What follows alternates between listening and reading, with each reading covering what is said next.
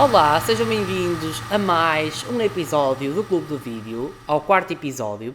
E hoje vamos voltar a falar de um filme português, desta vez Os Gatos Não Têm Vertigens, um filme de 2014, portanto, um filme que já está quase a fazer uma década. Muito estranho pensar que 2014 já foi há quase 10 anos, mas sim, Os Gatos Não Têm Vertigens é um filme com 8 anos, está a caminhar para a sua primeira década, e eu tenho que ser sincero que não tinha a intenção de trazer este filme para já ao podcast, porque, primeiro, ele já estava numa lista de possíveis filmes a querer analisar, mas não esperava que fosse para já. Ia ser um filme que futuramente poderia vir a ser um episódio.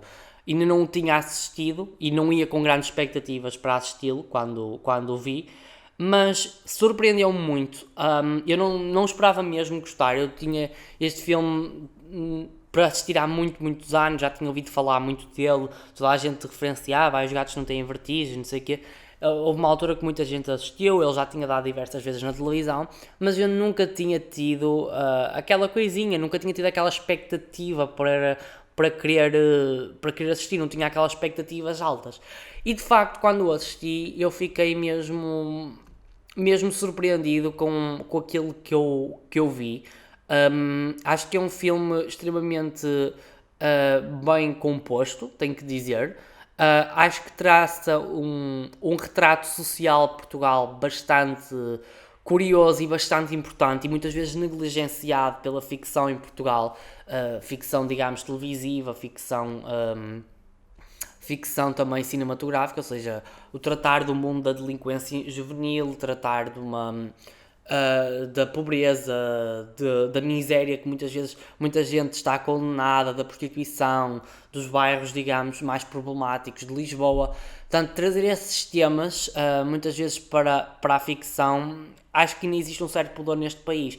Ou quando o fazem, acho que não o fazem de uma maneira digamos, correta, acho que fazem de uma maneira muito sensacionalista. E aqui, apesar de não serem temas que eu acho que sejam aprofundados da maneira como deveriam ser aprofundados, louva-se o facto, e eu louvo neste caso, louvo o facto de terem-nos trazido e terem-nos explorado de uma maneira interessante, de uma maneira bastante equilibrada, de uma forma interessante, e acho que isso é bastante louvável nos Gatos Não Têm Vertigem, e é isso que chamou muito a atenção.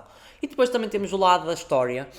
Eu acho a história bastante interessante, não acho a história uma coisa brilhante, não tem que ser, não, vou ser sincero, eu gostei do filme, mas não vou dizer, este filme é excelente, não é, tem os seus problemas, tem os seus defeitos e alguns que eu acho que são um bocadinho, poderiam ter sido evitáveis, mas é um filme na sua generalidade bastante bom e acho que uma coisa muito importante é uma história comercial e eu acho que muitas vezes usa-se a palavra comercial no cinema para dizer é aquele filme comercial que muita gente vai ver ao cinema, aquele filme para a população assim comum, mas eu acho que num país em que temos, como é que eu vou te explicar? Temos uma sociedade que muitas vezes é desligada dos seus produtos cinematográficos. Acho que um filme deste género, que tenha uma história apelativa para vários públicos, como tem Os Gatos Não Têm Vertigens, é extremamente louvável. Acho que o cinema não tem que ser só para a elite, e principalmente o cinema português. Eu falo muito do cinema português, porque eu vejo isso. É assim, eu sou muito apoiante do cinema português, eu já o referenciei no Variações. O Variações é um dos filmes, foi um filme mais assistido de 2019 e muito bem, mas entende-se porque é que foi um filme muito assistido. A figura do Variações desperta curiosidade nas pessoas, mas Os Gatos Não Têm Vertigens não tinha propriamente uma figura para chamar alguém, ou no caso, por exemplo, do filme mais assistido de 2014, foi Os Maias, As Cenas da Vida Romântica, que é um livro emblemático na literatura portuguesa. Ou seja, esses dois filmes tinham algum ponto que chamava público por si só. Mas Os Gatos Não Têm Vertigens foi o terceiro filme mais assistido de 2014, com 93 mil espectadores, e eu acho que entende-se porque é que isso aconteceu, e é um filme que eu acho que até é bastante conhecido, relativamente conhecido para os padrões, e acho que aconteceu porque a história é bastante comercial, agrada a vários públicos, e isso é muito importante. Eu acho que num país, como eu estava a dizer, que nós acho que temos um certo pudor em assistirmos aos nossos produtos cinematográficos, olhamos para o nosso cinema um bocadinho de lado, e acho que às vezes com alguma razão, que eu sinto que muitas vezes o cinema português é muito elitista. Isto não é propriamente, é uma crítica e não é uma crítica. Eu acho que há espaço para tudo e acho que trazer um filme comercial também é importante, e acho que Os Gatos Não Têm Vertigens nesse quesito conseguia agradar a um público mais cinematográfico e conseguia chamar um público mais, digamos, ligado à televisão, que gosta mais de séries, não diria bem séries, mas diria até mais das novelas, e consegue conjugar esses dois públicos, e acho que isso é bastante importante. Mas enfim, vamos falar um bocadinho aqui, esmiuçar um bocadinho mais este filme, e portanto, Os Gatos Não Têm Vertigens teve como realizador António Pedro Vasconcelos, que é um dos realizadores mais conhecidos deste país. Já fez vários filmes, como o Call Girl, e entre outros, mas o Call Girl é um filme muito conhecido. Lembro-me que nas passagens de anos, na passagem de ano, há uns anos, esse filme dava sempre à noite na TVI, porque é um filme assim. É um filme, acho que até, eu não sei se ele tem indicação de maior de 18, mas eu lembro que nessa altura esse filme passava depois da meia-noite, porque era um filme mais, digamos, mais adulto, digamos assim. Tinha a Soraya Chaves, tínhamos o Nicolau Breiner, que também aparece aqui nestes Gatos Não Têm Vertigem, e portanto lembro que esse filme dava à noite. Eu por acaso nunca o vi completo, aliás, este foi o primeiro filme que eu vi do António Pedro Vasconcelos, mas já conhecia alguns dos seus trabalhos.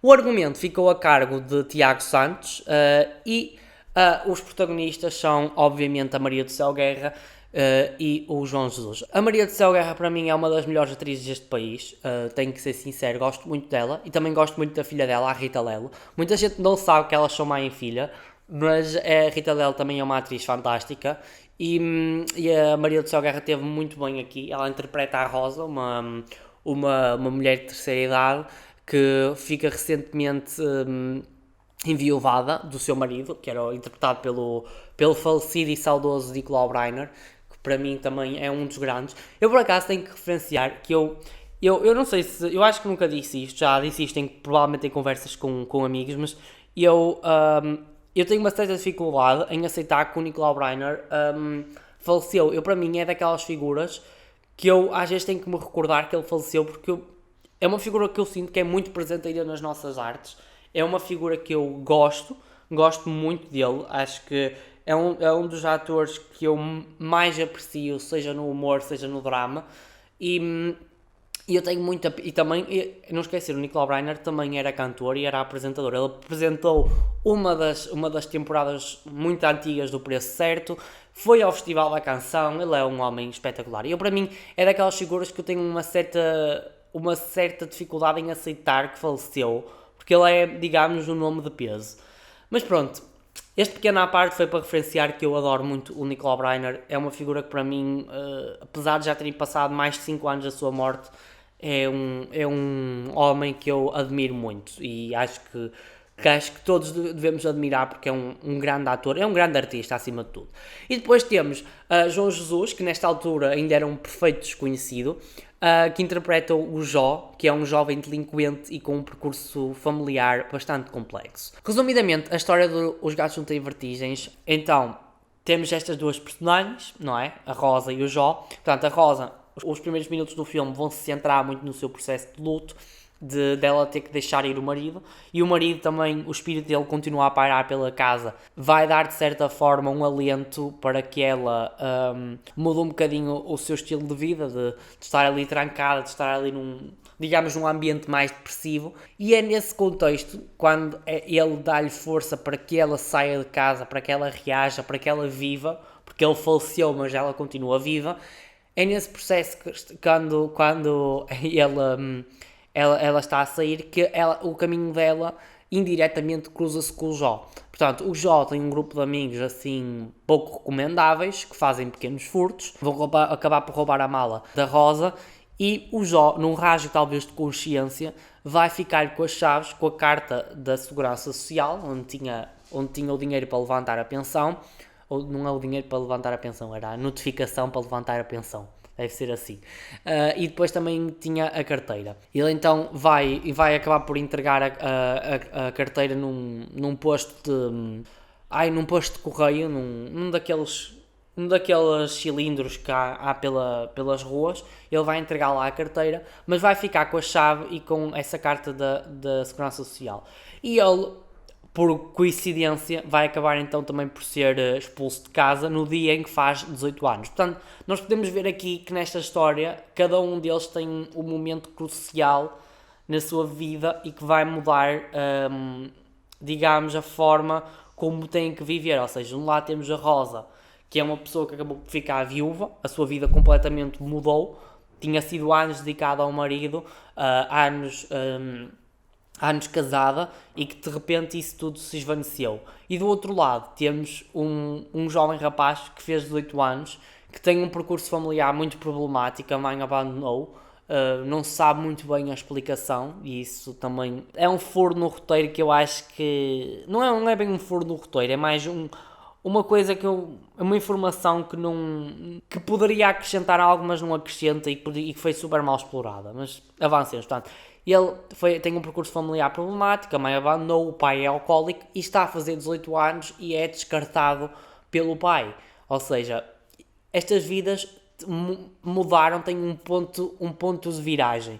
E portanto é a partir destes pontos de viragem que eles vão então acabar por se cruzar. Ele é expulso de casa e vai viver para o terraço da Rosa, e a Rosa vai ver no Jó uma forma de superar o seu luto, de ter alguém para cuidar, de ter uma companhia quando perdeu o seu maior companheiro, o companheiro de uma vida. E o Jó vai resistir um bocado e vai muitas vezes rejeitar a Rosa, talvez porque é uma pessoa com traumas, não é? O traumas do abandono, o trauma também de ter vivenciado o álcool de perto, ou melhor, de ter vivido com alguém com problemas com o álcool e que o trata mal, que o agride, e portanto ele vai resistir um bocado, mas vai acabar por ceder, e a Rosa vai ser uma pessoa que o vai guiar e vai conseguir guiar a vida dele de uma forma bastante boa, e que lhe vai dar um futuro muito, muito diferente daquele passado que tinha tido. E de facto, eu acho que é uma história que bastante bem construída, acho que é uma história bonita, não, objetivamente é bonita, acho que é uma espécie de conto de fadas, de uma... Não é bem, não diria conto de fadas, mas é uma história que nos dá alento, que nos deixa assim com um sorrisinho no canto da boca. Ou seja, vermos uma pessoa a superar o luto e arranjar um companheiro de uma idade completamente diferente, e alguém que tinha tido problemas até então arranjar alguém com forte, que o guie quando toda a gente já o tinha abandonado. E acho a história mesmo muito, muito, muito bonita. Mas, no entanto, tudo à volta da história também é bastante interessante. Eu acho que a história, eu gosto da história, mas acho que também gosto do retrato à volta que deram, porque são retratados vários temas dentro desta história. Temos o caso do abandono de idosos. Isto é encabeçado, obviamente, pela Rosa, que é a figura idosa do país, do filme. E então ela vai ter um genro que vai tentar que ela saia da sua casa, que é metê-la no lar para conseguir vender o apartamento. E gostei muito dessa maneira como exploraram, digamos, os abutres que vão atrás das pessoas que estão sozinhas e que veem nelas um alvo fácil para atingir os seus objetivos. E a personagem do Ricardo Carriço, que interpreta o Daniel, o genro da Rosa, vai então encabeçar isso, mas ao mesmo tempo eu acho que esta personagem podiam ter ido um bocadinho mais longe nesta questão, porque eu sinto que, por exemplo, ele aparece em tipo 5 ou 6 cenas. Eu sei que o foco da história é a história da Rosa e do Jó, mas este Daniel, por exemplo, acho que podia ter um papel mais ativo na história, de certa forma servir como um vilão mais presente, porque ele aparece numa cena inicial, no funeral, a dizer que a casa agora pode ser vendida, aparece numa cena à meia a alertar a Rosa de que o Jó é perigoso, e depois aparece numa cena no fim a lutar com o Jó e a dizer que odeia a Rosa e que ela devia morrer. Ou seja, ele é o vilão, mas acho que não tem um papel muito ativo na história, aparece em pequenos momentos, nós conseguimos odiá-lo, mas ao mesmo tempo nós até quase nos esquecemos que ele existe, de certa forma. Por exemplo, o caso da Fernanda Serrano tem um papel mais ativo, a personagem dela, ela interpreta a filha da Rosa, e ela tem um papel mais ativo, vai ajudando a mãe e tudo mais, muitas vezes vai ceder aos pedidos do marido, mas vai acabar por abrir os olhos. Mas pronto, outros temas também retratados são também a crise. Nesta altura, o filme é de 2014, estávamos em plena crise mundial, que infelizmente agora acho que vem aí outra. Até parece aqueles homens dos cafés a falar, mas é inegável que venha aí outra crise, não é? Depois destes problemas todos, lá a gente sabe o que é que se está a passar. Mas pronto, no contexto onde este filme é feito, este filme ambienta-se em 2013, foi um período muito difícil para Portugal, e é referido assim com um bocadinho de pano de fundo essa questão dos problemas. Temos o aparecer as manifestações, temos uma mulher a dizer que não vai aguentar muito mais tempo com a mercearia aberta, que o talho daquele bairro já tinha fechado porque não tinha condições financeiras. Portanto, é também assim como pano de fundo que percebemos que também um bocadinho o retrato social do país nesta altura, e acho que também era uma coisa, de certa forma este é um filme realista, não totalmente, porque depois temos assim um bocadinho esse lado mais de fábula, digamos, mais de conto de fadas, que é o mudar de vida do Jó, portanto uma coisa assim de calhar mais irrealista, e também de certa forma não é um filme tão realista porque não aprofunda estas questões, e estas questões são um bocadinho como pano de fundo, importantes, eu gostei de terem dado esse contexto, mas não é uma coisa assim muito explorada. E depois também temos o caso, como eu já tinha referenciado, da delinquência juvenil, também temos a pobreza, a prostituição, que estão muito ligadas às figuras à volta do Jó. Temos o caso do Fintas, interpretado pelo Tiago Delfino, que é filho de uma prostituta, portanto, ele tem que assistir a mãe a ter vários homens, pronto, para os sustentar. Também é um retrato da pobreza que se vive neste país, e uma pobreza muitas vezes escondida. Por acaso há uma frase muito interessante que por acaso a Rosa diz no fim, que dizia que a mãe deste Fintas dizia que há cada vez mais putas e cada vez menos clientes para essas putas, ou seja é o retrato de que a prostituição é o único meio para que muitas destas pessoas consigam sustentar. Também um bocadinho doloroso ver esta representação, de mostrar que muitas destas pessoas já não têm outro caminho senão vender o corpo de uma forma muitas vezes sujeitas a vários problemas. Depois também temos o caso da Tita, que é uma rapariga delinquente. Temos o Alberto, o pai do Jó, interpretado pelo Vítor Gonçalves, e depois temos ainda o James, que é, digamos, um segundo vilão, ou o vilão da vida do Jó, que também é, digamos, o líder do grupo de delinquentes, e que vai colocar alguns entraves ao Jó quando ele tenta recuperar a aliança da Rosa. O Fintas é talvez a personagem com o melhor fundo, porque ele vai ajudar muito o Jó a recuperar a amizade da Rosa numa determinada altura do filme, mas o resto destes personagens, a personagem da Tita, da Joana Barradas, o Alberto, do Vítor Gonçalves, e o James, do Miguel Santiago, são personagens, digamos, más, e que vão estragar muitas das vezes a vida ao Jó. O Alberto vai expulsá-lo de casa, o James vai lhe dar com uma garrafa na cabeça, a Tita vai levar a que o pai saiba onde é que o Jó está, e vai provocar um assalto. Portanto, estas figuras são muito más, mas o Fintas é uma personagem com bom fundo.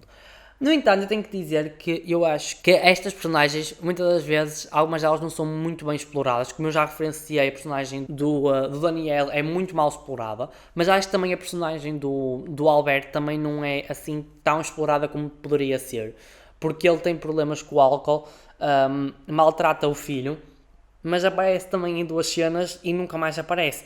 E depois, associado também a este núcleo do Jó, há a personagem da Joana Manuel, que é a mãe do Jó que o abandonou e ninguém percebe muito bem o motivo. E acho que isso poderia ter sido uma coisa que poderiam ter explorado e poderiam ter dito em alguns diálogos. Porque, por exemplo, há uma cena e isto faz muita confusão e eu bato muito neste ponto, neste filme. Poderiam ter contado porque é que a mãe o abandonou. Ele diz apenas que a mãe o abandonou e que arranja outra família e esqueceu-se dele. Está bem, mas depois não percebemos porquê. Poderia ter havido uma conversa entre os dois, perceber. Ninguém percebe muito bem, mas sabe-se que ela, digamos, o rejeita. Mas apenas isso. Mas o que eu estava a dizer é que há uma cena do filme que eu acho que prova precisamente que se perde tempo com coisas assim um bocadinho desnecessárias e não se está em foco a coisas que seriam importantes para a história. Há uma cena em que a Rosa e o Jó estão num restaurante e há uma cena muito engraçada dentro dessa cena em que a Rosa finge que está louca e diz que está em 1984 e que pode ainda fumar dentro do restaurante. Essa cena é muito, muito engraçada.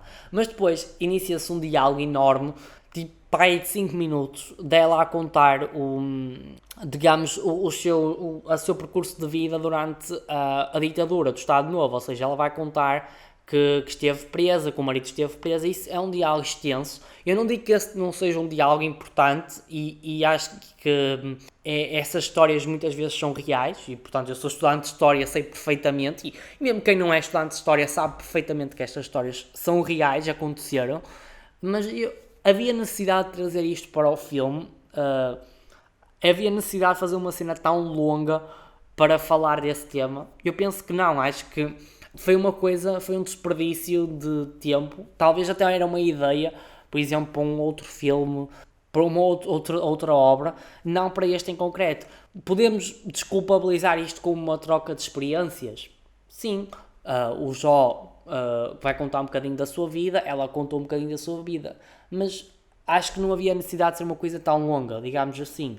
E eu sei que este tema é um tema que também não deve ser contado assim, do pé para a mão, porque são temas que ainda estão muito presentes na memória de Portugal e muita gente experienciou o que a Rosa relata, mas acho que não era uma coisa assim de extrema necessidade para trazer para o enredo, temos que ser sinceros.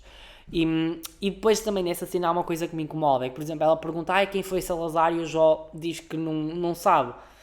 Opa, tudo bem, ele foi uma pessoa que muito provavelmente teve um percurso escolar atribulado, derivado da delinquência, dos problemas familiares, mas acho que ele era uma pessoa que escrevia, que sabia usar bem as palavras, não me parece que seja uma pessoa assim tão inculta, digamos, e que não soubesse quem é esta figura. Acho que qualquer pessoa tenha andado na escola, tenha não andado na escola, sabe quem é a figura de Salazar, nem tem ouvido falar em conversas.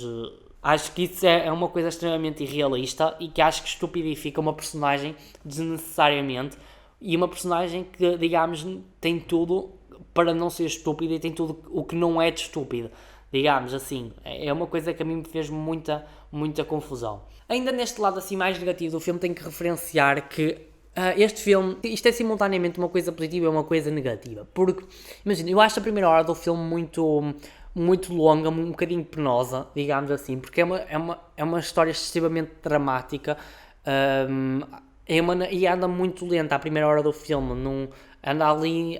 andamos ali a tentar ver os encontros da Rosa e dos homens, parece que há sempre ali alguma coisa que impede que eles se conheçam pessoalmente. E acho que isso prejudica um bocadinho o filme. Isso parece uma coisa assim muito de novela, digamos assim. Que estes encontros e desencontros que servem para prolongar um bocadinho a história. O filme tem 2 horas e esta primeira hora é, digamos, muito assim, resume-se a encontros e desencontros. E dá-se a reviravolta a partir do final da primeira hora, no início da segunda, em que o Jó e a Rosa conhecem-se e a partir daí o filme entra num ritmo mais interessante, mais envolvente, até tem assim os pequenos toques de comédia, muitas vezes até encabeçados pela figura do Nicolau Breiner, que apesar de ser uma personagem que faleceu, é um personagem com muito humor e que muitas vezes brinca com a Rosa e provoca ali algumas gargalhadas. Mas a relação da Rosa e do Jó é um bocadinho tem essas trocas de experiências, tem esse lado um bocadinho mais dramático, porque as suas vidas, digamos, não foram fáceis, mas, mas digamos que há ali momentos que nos deixam assim com um sorriso no canto da boca, coisa que não acontece muito na primeira hora do filme, que é muito melancólica, talvez porque os primeiros minutos se centrem muito no luto da personagem, mas a segunda hora é incrivelmente superior à primeira, por todos os motivos e mais alguns. A ação desenvolve-se, coisa que não acontece no início. Bem, por fim, neste rol de coisas assim mais negativas, tenho que referenciar ainda a nível técnico, que eu acho que é um filme extremamente básico. Não tem planos surpreendentes, a fotografia é extremamente banal e acho que não houve assim digamos, um apreço por este lado. Acho que parece que foi um filme assim feito do pé para a mão, ou seja, não há aquele cuidado em fazer ângulos bonitos que muitas vezes os filmes nos oferecem, coisa que muitas vezes as séries e as novelas não nos oferecem. Eu comparo, e eu li algumas críticas e tenho que concordar muito com isso, que a nível técnico este filme é, digamos, uma telenovela, ou seja, não há ângulos assim trabalhados, não há uma caracterização assim bem feita, não temos, por exemplo, alguns cenários. O cenário da casa do Jó, eu li isto numa crítica e concordo muito, que o cenário da casa do Jó é uma casa pobre, vemos isso visivelmente, mas depois olhamos para a maneira como as coisas estão dispostas no cenário e vemos tudo organizadinho. Temos as garrafas ali todas organizadas, temos a cama quase feita, ou seja, é extremamente irrealista neste ponto. Não houve um cuidado a nível técnico, a nível de cenários, a nível de fotografia, de planos, para trazer um filme qualidade superior. Parece uma coisa vinda de uma novela da TVI ou da SIC, ou seja, isso prejudica o filme? Não, mas que retirasse um bocadinho um realismo e retirasse um bocadinho um interesse, retira, de certa forma. Ou seja, acho que esses pequenos pormenores são fundamentais. Talvez uma pessoa mais que goste de cinema, mas que não seja assim, que vai a estes pormenores, como eu vou e como muita gente vai, talvez não se importe, mas eu no meu caso acho que é uma coisa que no cinema acho que é imperdoável e poderia ter-se atenção a esse ponto. Agora, a nível de coisas positivas, bem, eu adorei os atores principais, tenho que ser sincero. A Maria do Céu Guerra é uma atriz fantástica. O João Jesus, nesta altura, que foi um dos seus primeiros trabalhos, também esteve muito bem. Ele é um ator que tem crescido muito nos últimos anos. Eu assisti a Três Mulheres e ele também faz de Vasco Abcacis, o marido da Senua Abcacis. Eu, por acaso, quando estava a editar o episódio, lembrei-me que eu disse no Abcacis e não é Abcacis, é Abcacis. Eu fui ver como é que se dizia o nome e é no Abcacis, pronto. Mas sim, a Vitória Guerra interpreta-se no Abcacis e ele interpreta o Vasco Abcacis, que é o primeiro marido da Snow. E ele tem crescido muito nos últimos anos, ele tem feito várias séries, tem estado em algumas novelas e é um ator que eu tenho gostado muito de acompanhar o seu trabalho e ele num dos seus primeiros trabalhos já estava muito bem. E depois eu também gostei da história, como eu já disse, acho que a segunda hora do filme deixa-nos assim com um sorrisinho no canto da boca, dá para rirmos um bocadinho, sem ser uma coisa extremamente cómica, não é? Porque também é uma comédia dramática, e portanto também não era uma coisa para morrer a rir, mas é um filme que nos deixa assim um bocadinho com um coração assim aconchegado, com um prazer em assisti-lo e a torcer por aquelas personagens. As personagens são muito, muito bem escritas, principalmente o Jó. É a personagem melhor escrita deste filme, porque acho que nós conseguimos empatizar facilmente com ele, porque nós vemos que ele não tem uma vida fácil, mas não é... E comete alguns erros, como toda a gente comete, ele faz pequenos furtos, é uma pessoa assim com um feitio assim muito arisco, também percebe-se porquê, porque foi uma pessoa que vivenciou coisas muito difíceis para uma pessoa, mas ele, ao mesmo tempo nós conseguimos empatizar com ele porque ele não é uma pessoa com mau fundo. Ele, por exemplo, vai ajudar a Rosa quando ela cai, vai tentar recuperar o relógio quando ela pede, vai lutar para conseguir a aliança de casamento da Rosa, e portanto ele é uma personagem que nós gostamos, nós conseguimos torcer por ele, e é acima de tudo para mim a personagem melhor escrita de todo o filme. E também tenho que referenciar uma cena que para mim é a cena mais bonita e melhor realizada do filme. Eu disse que a nível técnico este filme é muito básico, a nível de ângulos, de fotografia sim, mas exceto a última cena. A última cena do filme, a Rosa acaba por falecer, portanto spoiler alert. A Rosa acaba por falecer, spoiler alert depois de dizer que ela morreu, mas sim. Quem assiste a este podcast já sabe que tem que assistir o filme, porque eu vou dar spoilers, porque é inevitável, eu não consigo resistir. Mas sim, como eu estava a dizer, a Rosa é uma personagem que vai acabar por falecer no fim, mas a cena da morte dela é muito bonita, porque o marido morreu a dançar e ela vai correr para os braços do marido para dançar. Eu achei muito poético esse final, é uma cena muito bonita, mas e a nível técnico também é muito bem realizada, porque nós vemos a câmera afastar-se e vemos assim só um ponto de luz entre os dois e depois vai-se apagando lentamente, e eu gostei muito dessa opção. Para mim foi a cena melhor realizada de todo o filme, porque o resto é muito básico, até a nível de caracterização é muito básico. Por exemplo, quando o Jó leva com uma garrafa na cabeça, ele fica só com um pequeno hematoma. E tipo, aquilo me parece que alguém tipo, caiu no chão e pouco mais, não parece alguém que levou com uma garrafa na cabeça. Foi uma coisa assim um bocado Mas pronto, também por fim vou referenciar ainda a banda sonora com a voz da Ana Moura. A Ana Moura é uma das melhores fadistas deste país e obviamente também são canções muito bonitas. A banda sonora aparece em 2 ou 3 cenas, não aparecem muito, mas não deixa de ser uma banda sonora muito bonita, com uma voz fantástica como é a voz da Ana Moura. Mas enfim, estamos mesmo quase a chegar agora ao final deste episódio. Bem, é assim, se eu recomendo assistirem Os Gatos Não Têm Vertigens, claro que recomendo. Eu já tinha dito no início do episódio que foi um filme que eu gostei. Não acho um filme surpreendente, não é um filme que eu diga é o melhor filme do mundo, mas é um filme bonito, é um filme que nos aconchega ao coração. Tem bons atores.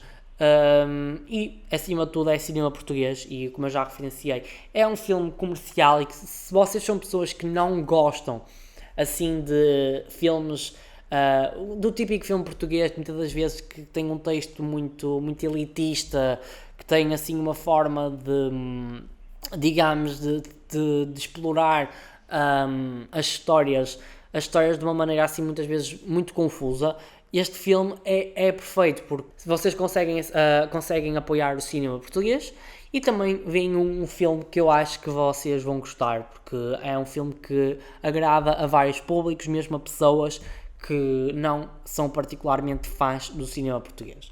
É sem dúvida um filme muito bom e que vale mesmo muito a pena ser assistido. E bem, agora estamos mesmo a chegar ao fim. Eu espero que vocês tenham gostado deste episódio e eu tenho a anunciar que no próximo episódio vamos falar pela primeira vez de uma série neste podcast. Vou falar finalmente de uma série, vou falar de uma das minhas séries favoritas, de que se tornou uma das minhas séries favoritas nos últimos tempos, que é The Office. Eu vou falar do The Office americano, vou também estabelecer um bocadinho uma comparação com o The Office britânico, que é o original. E sem querer assim aprofundar muito, mas acho que vai ser um episódio que eu vou adorar gravar, porque The Office tornou uma das minhas séries favoritas, é simplesmente icónica e eu amei. Portanto, dentro de 2 semanas, eu acho que ainda estamos dia 15 de julho, portanto dia 29 de julho ainda há episódio. Portanto, este mês tem 3 episódios, dia 1, 15 e 29, portanto neste mês ainda nos vemos. Eu desejo-vos umas ótimas 2 semanas que restam deste mês e portanto vemo-nos no próximo episódio, que será o 5º episódio, onde vamos falar de uma das melhores séries do mundo, The Office. Portanto, até lá!